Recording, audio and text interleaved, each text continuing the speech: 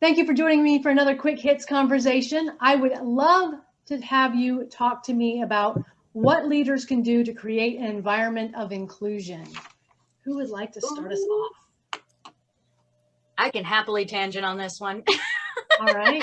I'll try not to because I know we're in limited time, but I will bullet point it. There's a few things that, because I did work HR for a long time, and it was actually before my autism diagnosis, but I did have like several pretty gnarly mental illness diagnoses and early onset Parkinson's. And so a lot of the things that I was asking, at work were actually not very big requests, and they were for physical health. And they were things that technically were our policies anyway. So I think that that's one of the biggest things is leaders really do need to understand that they are very responsible, whether you're the manager, you're the head of a department, head of a board, whatever it is, you are also responsible for your team. For example, when I was in meetings, a lot of people that have not even just autism, although it takes us a lot of times longer to word our sentences, but also anxiety or post-traumatic stress disorder, they might take a long time to get words out, and they'll kind of because they're second guessing. And in meetings, for example, the person who I had replaced would just let people talk over themselves, where I was like, excuse me, Bobby Joe over there is still speaking. Let's let her finish her sentence. Let's all speak one at a time.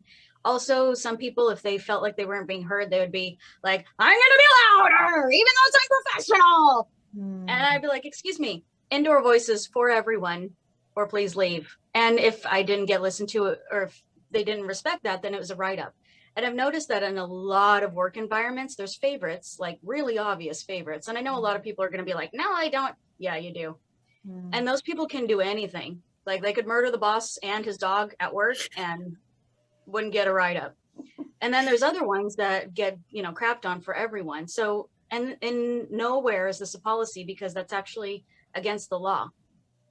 So following the policies that are actually in place in most places to make sure that it's not a hazardous work environment for everyone is like number one, because a lot of these places actually do have a lot of statutes in place that are just getting completely ignored. As well as the fact that if we're not setting an example of like, hey, you will be held accountable to your behavior no matter who you are, then that is such a hugely you get this weird power play dynamic, and it's just this toxic, nasty work environment where it gets cliquey and it's so stressful, and work honestly does not get done well in that environment, period. Yeah. Bosses need to be paying attention, and they need to take the time and energy to pay attention to those kind of things. Definitely. Absolutely. Yeah. One of the things that I think really leaders can do, just like as Summer shared with her example of being a leader, is enforcing the policies with a real minimal tolerance. I can understand that, in the moment, perhaps something was said and we can converse through it in that one moment. But generally speaking, it should still nonetheless be addressed. And it doesn't need to be personally directed. There are plenty of times where I've had an exec, something happens in a meeting, you hear shouting voices, you hear foul language being used. And then what happens is that afternoon, you get an email from HR to everyone. No one is singled out, but everyone is reminded of the code of conduct, of common courtesy, of polite engagement. And even though you were not involved in that meeting per se, it reminded you, as well as kept it in the forefront of all other employees' minds, that people are paying attention. You will be held accountable. And that's something that leaders can do very easily. That's something that always surprises me, that it's dropped off day-to-day interactions when it is something as easy, especially in today's technology. You're not calling an all-hands town hall meeting across a global organization. You're shooting out an email to remind people to be nice. And do you think that being on Zoom and in this virtual space has helped with the interrupting? Because I find on Zoom, you can either talk or you can hear. You can't do both. Sure. My personal experience with Zoom has been that it's actually made things worse because, and I'll take that back, better and worse. When I've seen a leader actually step up and lead and ruthlessly use that mute button of like, hey, no, you are talking over someone, then yes, it's beautiful how well Zoom can help. And Zoom has really improved certain team dynamics. In other cases, no, everybody can continue to shout. And since you're not in the same room, there is a level of removal that people absolutely take advantage of where I can just keep talking. And it doesn't matter if you heard me or not, I got to say my word. Mm. Yeah, like that's been one of the big complaints I know for distance learning. A lot of I have two sister-in-laws actually that are teachers, and they're like, Jesus, trying to get the kids to meet at the same time, like, So I think Right. it depends, but also I think it kind of goes back to no matter what people are using, just making sure the leader and the atmosphere is, because you can do it in any atmosphere. If the leadership is off, like no matter if you guys are on a trust building retreat or on Zoom or in a meeting or at work, if the leaders aren't making sure that, not that everyone is following the rules and like no one is going to be sliding off, then it doesn't matter what format people are. If they're not, rectifying these behavioral issues, they will transfer to any medium.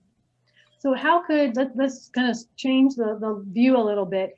Let's say that I'm someone and I need some help with inclusion. I need to be included a little bit better, but I don't want to be called out as that odd person or, different or non-typical or whatever. I don't want any of those labels. How might I approach my boss? What could I say? This sounds really hokey in a certain sense, but I've honestly, sincerely watched it work 100% of the time. And it is taking the opportunity to have an off-site with your boss. Take them for a walk for a coffee across the street to that local Starbucks because they're on every corner. Do a 4:30 Thirsty Thursday that is very popular now, but instead of doing it as a group, say, hey, can we grab a quick Zoom breakout session? I just really wanted to chat with you for a second. When you can phrase it in a disarming manner, and the leader can be receptive to that disarming manner, because it does take two to communicate, then you can really create powerful change very easily without it being confrontational, without it being singled out. And in this case, Zoom does make it easier because you can send a direct chat. Susie isn't peeking around from her cubicle watching you go walk up to your boss. Oh, what do they need to talk about? Why are they walking out of the office? In this way, Zoom is very conducive because you can send a private message and say, hey, I just need to chat with you for a quick second. But it does require both parties really being receptive. Yeah. And also too, like, I've had people, again, back when I worked at HR, especially I worked in hospitals. So it's an incredibly chaotic, incredibly loud environment with almost completely fluorescent lighting everywhere. Luckily, a lot of them are replacing them, but I had a woman that one of our employees come and speak to me, and she was starting to go through menopausal symptoms. And so she was having really bad hot flashes. She was getting really bad migraines. And there were a lot of things that were in our environment that were affecting her. And that was actually one of the first things she said to me was like, I don't want them to think I'm just some wuss who's complaining about everything. Right. And as a leader, I have to follow the law first off. And in California, if you have someone that has a medical condition, you have to make sure that whatever they need, they get it so that they're not, their health isn't in jeopardy. But also I was like, okay, well, what specifically is bothering you and how can I help with it? And she came to me like on her own, but she also came to me and was like, hey, this is what I'm dealing with. This is all I've done already to do it. And basically these are the areas I can't bend. And now this one, I'm going to try to work real sensitive because I was not a very hubristic leader, but I know many are. So leading with this, I understand that you're doing great. And these are all the things I've done already. So I'm not putting more on your plate. I really need this one thing. And it worked well. It's worked well for me, but also that's kind of how I would coach other employees to go talk to the more hubristic heads that I knew were a little harder to get through, like fluff the ego, make sure you're not putting anything on their plate that might also harm their ego, and then put in your request with also the evidence of it in a disarming way. But she was the evidence, like, I'm going through menopause and this, and this were happening. Okay. Yeah, it sounds like what we're basically saying is you have to be brave and you have to be willing to kind of do your work on your side, but then go to the boss and say, these are the things that I need. How can I help you make that happen? And I think that's always a great way to approach a boss anytime you need something, is how can I help you make what I need happen? So I want to thank you for spending this 10 minutes with me today. I think this has been really helpful. Hopefully it's been eye-opening to some leaders, and it'll help some people be included and have a better and happier work environment. So thanks so much. Thank you, Robyn.